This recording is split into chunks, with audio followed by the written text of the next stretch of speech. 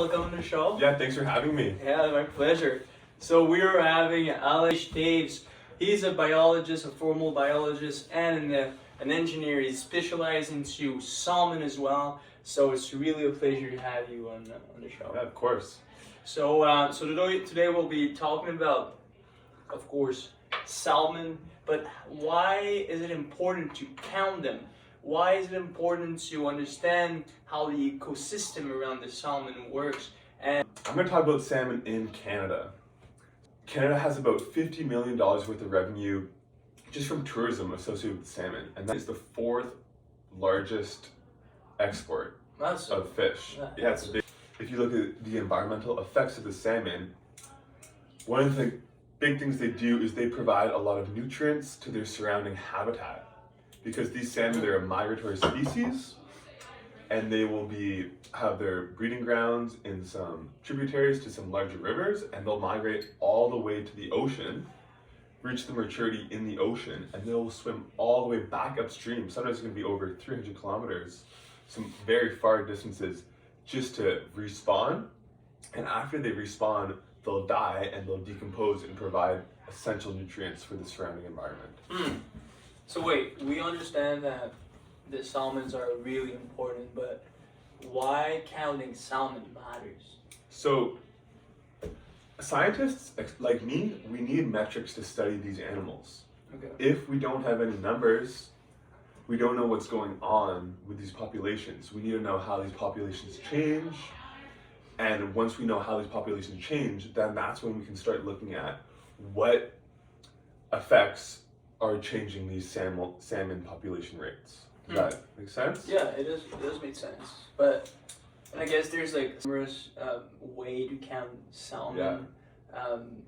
What are we doing today? Okay, so there's never going to be a perfect solution. Okay. We're working on a river in the north of Quebec. It's called La Cornée. And Well, how does that work? Like, are you like creating dam in the river? What kind of technology do you guys use?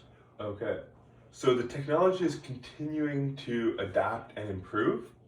There are some older, outdated methods like the weir system, and that's pretty rudimentary. You just put a weir in the river, and people need to count every single salmon by hand. There's some other systems that involve acoustic sensors and photographs, and those are better, but they're still not a perfect solution. So for you as the expert and specialized in counting salmon, what is like the best solution that you have to propose? So me and my team are working on a cutting edge solution. It's a two-part solution. So the first part, we use AI photo recognition.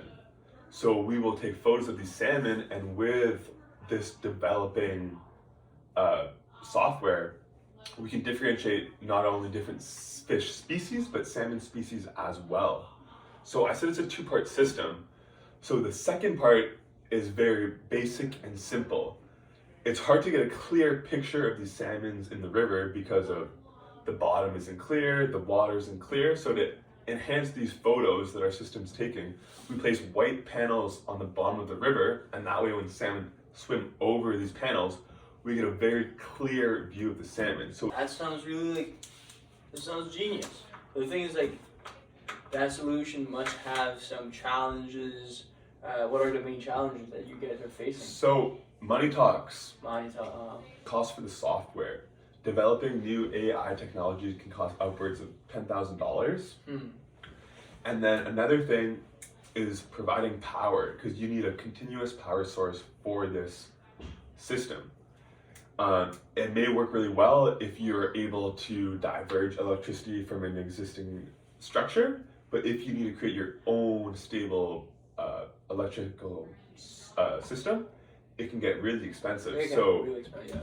We are always weighing the costs between a more technology-heavy system and a more labor-intensive system.